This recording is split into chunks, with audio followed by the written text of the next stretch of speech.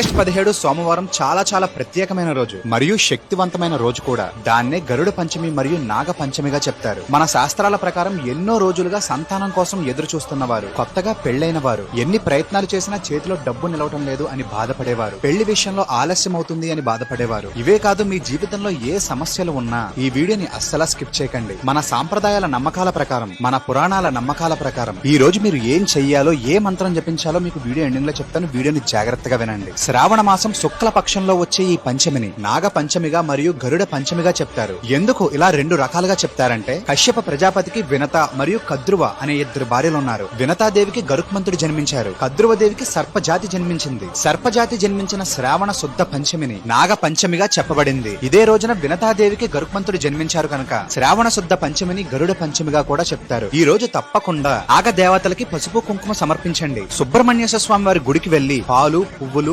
పళ్ళుని సమర్పించుకోండి. ఈ మంత్రాన్ని 108 సార్లు తప్పకుండా జపించండి. ఓం సర్ప దేవతాభ్యో నమః.